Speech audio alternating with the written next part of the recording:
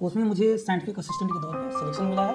इसको क्रैक करने के लिए पहले आपको या तो बीएससी या तो बीटेक चाहिए, वो भी बीएससी में फिजिक्स चाहिए एंड बीटेक में भी एटलीस्ट फिजिक्स चाहिए आपको 2 सेमेस्टर में, और बीएससी में आपको 60% चाहिए, मतलब 50% चाहिए। कितने घंटे पढ़ाई करनी चाहिए, कितने घंटे आप अपने घंटे पढ़ाई करते हैं, और अगर हम बात करें पढ़ाई के अलावा आप क्या करते हैं? तो पहला आपने IMD है, इसका फुल फॉर्म क्या होता है और लोग इसको क्रैक करने के लिए क्या कर सकते हैं? वैसे आईएमडी का फुल फॉर्म होता है इंडियन मेट्रोलॉजिकल डिपार्टमेंट, जिसको हिंदी में भारत मौसम विभाग बोलते हैं। वैसे एसएससी देखें तो एसएससी सीजीएल से ही कोई इनकम टैक्स इंस्पेक्टर या फिर सीबीआई वगैरह बन सकते हैं। इसको क्रैक करने के लिए आपको वैसे इस समय 2 एग्जाम देने पड़ते हैं, प्री और मेंस। इसके पहले आपके 4 फेजिंग होते थे, लेकिन आपको इसमें प्री और मेंस हो रहा, तो उसके लिए आपको प्री आपको क्वालिफाई करना पड़ेगा, उसके बाद आपका मेंस है। मेंस में आपको इसमें आ गया कंप्यूटर सीपीटी देना पड़ता है, उसके बेसिस पे आपको पोस्ट प्रेफरेंस करने का मौका मिलेगा। फिलहाल हमारे साथ पन्ने लाल जी हैं, जिन्होंने एक साथ इतने कंपटीशन बीट किए कि दंग रह गया पूरा जिला। यानी हम बात करें उनके गांव की, तो गांव के हर व्यक्ति के अंदर इनके ऊपर सम्मान की भावना जग गई है। पन्नेलाल जी, आपका हमारे इस एपिसोड में स्वागत है। हम ऐसे युवाओं को दिखाना चाहते हैं जो प्रेरणा स्रोत बनते हैं। फिलहाल अगर हम बात करें आपकी, तो शुरुआत आपसे करते हैं। कहाँ के रहने वाले हैं, कितने भाई बहन हैं, और पिताजी का क्या व्यवसाय है? मैं जो खजनी है वहाँ का रहने वाला हूँ, और मेरे पिताजी जो किसान है एक। मेरे घर में 3 बहन और 2 भाई हैं। पृष्ठभूमि क्या रही, और आपको कहाँ से ये लालसा हुआ कि मुझे भी एक मुकाम हासिल करना है? क्योंकि अगर हम बात करें तो आजकल के जो नवयुवक हैं उनको मैं देखता हूं तो वो 95% फोन में ही जो है लगे रहते हैं। फोन से ही उनका लगाव रहता है, किताब से उनका कुछ लेना देना नहीं हो चुका है इस समय, क्योंकि व्हाट्सएप, ट्विटर एंड इंस्टा, ये सब चीज़ों को लेकर वो सबसे ज़्यादा उत्सुक भी रहते हैं। आपको क्या इंटरेस्ट है इसमें? मोबाइल में, और फिर फेसबुक तो मैंने कुछ टाइम पहले ही बनाया है, और इंस्टाग्राम तक का तो मेरी आईडी अभी तक नहीं बनी हुई है। और फिलहाल मेरी स्कूलिंग जो स्टार्टिंग है, तो मैंने गांव में जो प्राइमरी स्कूल होता है वहाँ से पढ़ा हुआ है 5th तक। उसके बाद मैंने एक प्राइवेट स्कूल में एडमिशन हुआ, जिसका नाम है गूगल शिक्षा निकेतन हायर सेकेंडरी स्कूल। तो बहुत उस गाँव वगैरह में बहुत अच्छा स्कूल है। फिर मेरी उसके बाद मैंने बीएससी वगैरह कंप्लीट किया, और स्टार्टिंग से ही मेरे मन में था कि मैं एक यूपीएससी वैसे क्रैक करूँ, लेकिन उसके लिए मुझे पहले एक छोटी कोई या फिर एक अच्छी जॉब मुझे लेनी पड़ेगी। तो अभी फिलहाल यूपीएससी क्रिएट करने के लिए, यानी क्रैक करने के लिए, आपने एक साथ 3 या 2 जॉब को एक ही साथ आपने फॉर्म भर दिया, उसके बाद उसको आपने क्रैक कर दिया। तो ये हमें बताएं कि कितना मुश्किल रहा ये पूरा पल? वैसे देखिए तो जो मैंने एग्जाम क्रैक किया हुआ है, तो इस सभी एग्जाम का सिलेबस सेम था, तो इन सभी को एसएससी एग्जाम कंडक्ट करवाती है। तो मैंने सिर्फ एसएससी पे फोकस किया था, ऐसा नहीं था कि मैंने कई सारे एग्जाम को लेकर के चला था। जो हम आपसे पूछना चाहते हैं, पढ़ाई का जो आपका मोटो रहा, कितने घंटे पढ़ाई करनी चाहिए, कितने घंटे आप अपने घंटे पढ़ाई करते हैं, और अगर हम बात करें पढ़ाई के अलावा आप क्या करते हैं? वैसे मैंने पढ़ाई कंटिन्यूस 6 से 7 घंटे किया है, और पढ़ाई के अलावा तो मैंने बहुत ज़्यादा इंजॉय तो नहीं किया है। जो भी टाइम बचते थे, तो जैसे ट्यूशन पढ़ाना और सभी कामों में मेरा समय बीत जाता यानी था। ट्यूशन आप पढ़ाते थे, और ट्यूशन पढ़ा के आप जो है, क्योंकि वो भी पढ़ाई ही है एक तरह से। लोग कहते हैं ना कि अगर पढ़ाते हैं तो भी कुछ ना कुछ शिक्षा बच्चे दे जाते हैं, तो उससे भी कुछ फायदा मिलता ही होगा। लेकिन फिलहाल आपकी पढ़ाई 7 घंटा रही, 7 घंटे के अंदर आपने इतना सारा अचीव कर लिया, और अब पूरा परिवार आपका खुश है। मैं ये जानना चाहता हूँ कि ये जो आपका जो पहला आपने IMD है, इसका फुल फॉर्म क्या होता है, और लोग इसको क्रैक करने के लिए क्या कर सकते हैं? वैसे आईएमडी का फुल फॉर्म होता है इंडियन मेट्रोलॉजिकल डिपार्टमेंट, जिसको हम हिंदी में भारत मौसम विभाग बोलते हैं। उसमें मुझे साइंटिफिक असिस्टेंट के तौर पे सिलेक्शन मिला है। इसको क्रैक करने के लिए पहले आपको या तो बीएससी या तो बीटेक चाहिए, वो भी बीएससी में फिजिक्स चाहिए एंड बीटेक में भी एटलीस्ट फिजिक्स चाहिए आपको 2 सेमेस्टर में, और बीएससी में आपको 60% चाहिए, मतलब 50% चाहिए। उसके बाद आपने इनकम टैक्स क्रैक किया।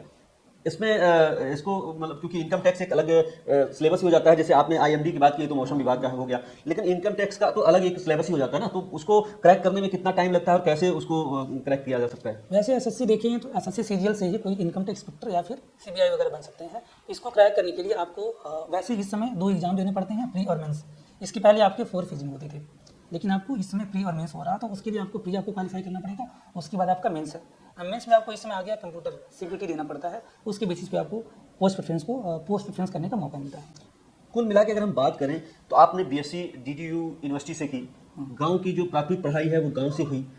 उसके बाद इसमें जो ये भूमिका इतनी रही है, क्योंकि अगर जब तक माता पिता का सहयोग नहीं रहता है, साथ ही साथ परिवार का सहयोग नहीं रहता है, तब तक कि ये सब करना जो है बड़ा मुश्किल हो जाता है। क्योंकि इस परिवेश में, इस महंगाई में, जिस तरह से आप अपने आप को पूरा मतलब पढ़ाई के साथ साथ आपने ट्यूशन भी किया, मतलब इतनी मेहनत करने का जो फल आपको मिल रहा है, तो इसमें सबसे बड़ा हाथ किसका रहा? जैसे देखें तो स्टार्टिंग अभी तक में फैमिली वालों ने मेरा बहुत सपोर्ट किया है, जिसमें सबसे पहले अपने भैया का नाम लूँगा, जिनका नाम धर्मेंद्र। और भैया क्या करते हैं आपके? मैं थोड़ा सा काट के बताऊँ। भैया मतलब मेरे जो है वो जो लखनऊ है, वहाँ पे ठेकेदारी का काम करते हैं। ठेकेदार है। तो यानी मतलब उनके वो भी कुछ ना कुछ आपको देते रहे होंगे या फिर सपोर्ट करते रहे होंगे। पिताजी ने कितना सपोर्ट किया है इसको लेके? पिताजी का ये जैसे बहुत ज़्यादा हो चुका है, तो वो हम लोग चाहते हैं कि पिताजी इस उम्र में थोड़ा सा रेस्ट ही करें।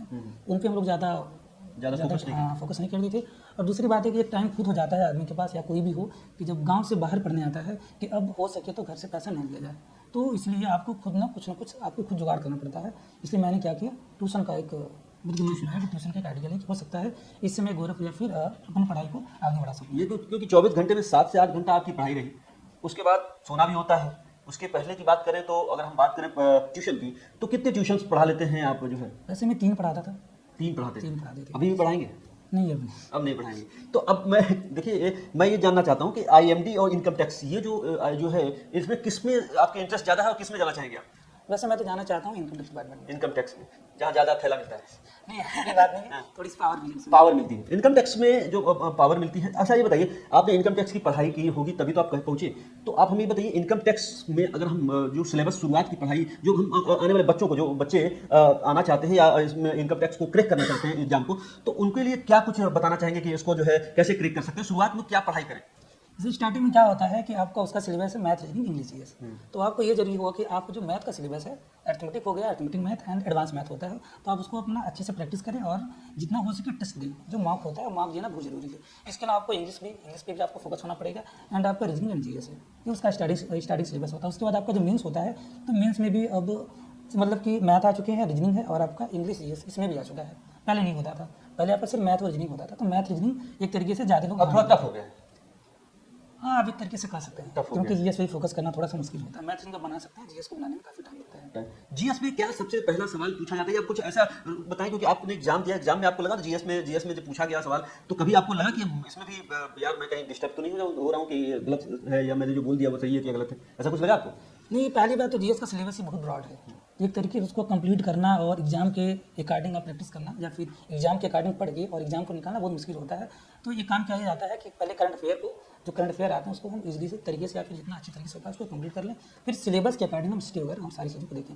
वैसे ऐसा कोई नहीं क्वेश्चन मिला कि जैसे कुछ हम डिस्टर्बेंस हो रहे हैं कुछ ऐसा करें। तो हम करंट अफेयर नहीं, हम अफेयर की बात करते हैं। तो क्या आपके क्लास में भी कई रही होंगी कुछ, तो क्या आपका कभी इंटरेस्ट नहीं जगा? नहीं, कोई इंटरेस्ट नहीं। कोई इंटरेस्ट ही नहीं? मेरा मानना है कि ये सब चीज़ें आप अपना जो भी टारगेट अचीव करना चाहते हैं उसके लिए क्या होता है ये डिस्टर्बेंस या फिर लक्ष्य को वो भेज सकती है, इस वजह से हम थोड़ी सी दूरी बना के रखें, भटका सकते हैं, दूरी बना के रख सकते हैं। देखिए ये बहुत बड़ी बात आपने कही, क्योंकि देखिए सोशल मीडिया इस वक्त हर बच्चों पे, अगर हम बात करें नवयुवकों पे हावी हो चुका है। सोशल मीडिया की इंसेंस ट्विटर, इंस्टाग्राम, आपकी बात करूँ व्हाट्सएप एंड फेसबुक, ये जो 4 हैं, बाकी तो बहुत हैं, लेकिन ये 4 अभी फिलहाल चलन में है। और ये चलन की वजह से जो बच्चों में जो ग्रोथ होना चाहिए वो नहीं हो पा रहा है, वो उसी में उनके लिए क्या संदेश देना चाहिए? हम ये कहेंगे जिन भी बच्चों को कुछ अचीव करना लाइफ में, उनको इन सब चीज़ों से बचना चाहिए। क्योंकि ये क्या होता है कि एक आप बार अब इसमें ट्रैप हो गया तो आपका टाइम का पता नहीं चलेगा कितना टाइम आपका वेस्ट हो गया।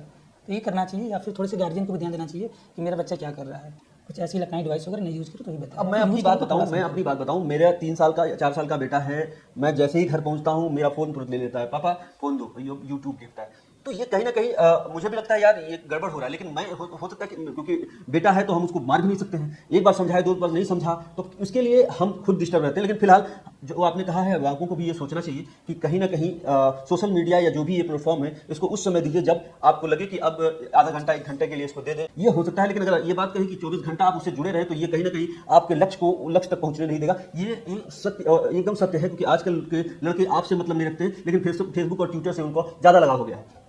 अब मैं आपका सवाल आता हूँ, पर्सनल कुछ सवाल है। जैसे घर की बात करता हूँ तो घर में आपके एक भाई आपके और हैं बड़े, और आप लोग मिला के 2 भाई हैं, 3 भाई हैं, आप लोग 3 भाई हैं और 1 बहन है। 3 बहन है, यानी 6 लोग। रक्षाबंधन के दिन जब जाते होंगे तो कैसा लगता है? बहुत अच्छा, मतलब बहुत खुशी महसूस होती है क्योंकि पूरी फैमिली उसमें एकदम इकट्ठा होती है। वैसे सब कहाँ रहते हैं आपकी फैमिली में? वैसे 2 लोगों की शादी हो चुकी है, 2 बहन की, और 2 भैया की भी हो चुकी है। अच्छा, तो हम और एक हमारी सिस्टर। उनका परिवार कहाँ रहता है? वैसे एक लोगों का फैमिली तो गांव पे रहता है और एक लोगों की फैमिली थोड़ी सी दूर गांव पे वो भी रहती है। यानी सब भरा परिवार है और सब खुश हैं, क्योंकि आपने जो अचीव किया है ये उनके सीना फुलाने वाली बात होती है। अगर कहे गांव में कहेगा सीनमा फूल गई हो हमारे को बड़ बिला है ना, यही होता है।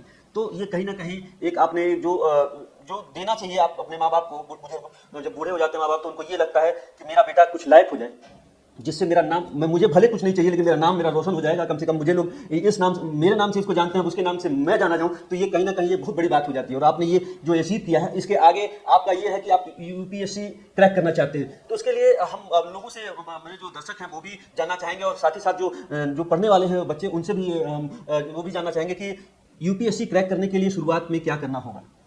वैसे देखिए यूपीएससी का तो वो भी एक तरीके देखा जाए तो बहुत ज़्यादा जीएस बेस्ड है वो। उसके लिए स्टार्टिंग में क्या होता है, सीसेट एग्जाम को क्लियर करना होता है।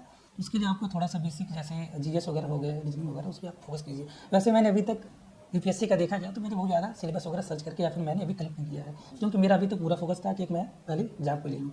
तो अब इनकम टैक्स में आप जा रहे हैं, ये कहाँ पे ज्वाइन करेंगे? कोलकाता में? कोलकाता में जाऊँगा। कोलकाता में ज्वाइन करेंगे, क्योंकि वहाँ पे ही इसका हेड ऑफिस है कोलकाता में। एक दिल्ली में है, एक कोलकाता में है, बाकी और तो कहीं है नहीं। फिलहाल आपको शुभकामनाएं हमारी तरफ से। लेकिन अगर हम बात करें, एक गरीब परिवार से आते हैं और आज जो ये खुशी मिली है, किस किस में बांटना चाहेंगे और कैसे बांटना चाहेंगे? पूरे सभी लोगों में बांटना चाहेंगे। कैसे बांटना चाहेंगे? कुछ तो होगा, सोचे होंगे, कुछ परिवार में जाएंगे तो क्या कहेंगे? आप सोचे होंगे कि जाएंगे तो पिताजी क्या गले लगा लेंगे या फिर क्या कर लेंगे, ऐसा कुछ? हाँ, जाएंगे तो गले लगा सकते हैं। वैसे भी एक तरीके देखा जाए तो पिताजी के लिए बेटा का सिलेक्शन होना या फिर कुछ अचीव करना अपने आप में खुशी होता है, तो साबित करे चाहे कोई जरूरी। पिता साबित नहीं करता है, ये सत्य है। पिता कभी साबित नहीं करता, पिता पिता होता है। माँ भले साबित कर देती है, लेकिन वो आ जाती है सामने कि मेरा बेटा ये, लेकिन पिता कभी नहीं कहता। वो उसमें जरूर कहता है कि तुम बराई से कहीं होता तो और आगे भी मतलब ये होता है ना। तो ये चीज़ें कहीं ना कहीं अब लोगों को अब ये जागरूक करने वाली बात है। आप ऐसे लोग जो एक किसान के घर से आते हैं, और साथ ही साथ अगर बात करें तो एक अपना खुद का सेल्फ स्टडी करके, ना कि कहीं किसी बड़े बड़े इंस्टीट्यूट खुले हुए हैं या कोचिंग खुले हुए हैं, वहाँ पे भी पढ़ते हैं लोग, बच्चे जाते हैं और फिर वहाँ से पता चलता है कि उनको कुछ नहीं हासिल होता है। फिर वो कहीं ना कहीं या तो फॉर्च्यून की दुकान खोल के बैठ जाते हैं, या तो फिर कहीं ना कहीं किसी छोटे मोटे कंपनी में जाके जॉब करने लगते हैं। लेकिन सेल्फ स्टडी करके आपने एक जो एक आयाम, जो नया आयाम लाया है, ये कहीं ना कहीं बच्चों को भी ये सोचना होगा कि अगर हमको अपना लक्ष्य पाना है तो कहीं ना कहीं हमें अपने आप को भी संभालना होगा। फिलहाल पन्नेलाल जी, आपको मेरी तरफ से, मेरे जो है पूरे चैनल की तरफ से हार्दिक हार्दिक बधाई। आगे आप जो भी करना चाहें उसके लिए भी आपको पहले से ही बधाई, क्योंकि आप कर लेंगे, मुझे मालूम है। जिसका कोई अफेयर नहीं, उसका सब कुछ फेयर होता है, जहां तक मुझे मालूम है। और ये हमारे साथ पन्नेलाल जी थे, और पन्नेलाल जी ने जो बातें कही हैं वो अगर अचीव कर लिया जाए, अपने दिमाग में रख लिया जाए। मैं अपने नवयुवक बच्चों से जो पढ़ाई कर रहे हैं उनसे कहना चाहूंगा कि अगर वो आगे बढ़ना चाहे तो ये सब चीज़ों से थोड़ी सी दूरी बना के रखे। समय और लक्ष्य जब पूरा हो जाएगा तो ये सब चीज़ें तो अनवरत चलती रहेंगी और आती रहेंगी। फिलहाल अभी हमारा लक्ष्य है हमें अपने लक्ष्य तक पहुंचना, तो उस लक्ष्य को पहुंचे और पन्नेलाल जी की तरह अपने माँ बाप के सहित पूरे जिले का नाम रोशन करिए। आप मेरे साथ जुड़े रहिए, और अन्य चीज़ों को, अन्य प्रतिभाओं को हम आपके सामने लाते रहेंगे और लोगों को आपसे रूबरू कराते रहेंगे। सतीश शुक्ला, गोरखपुर।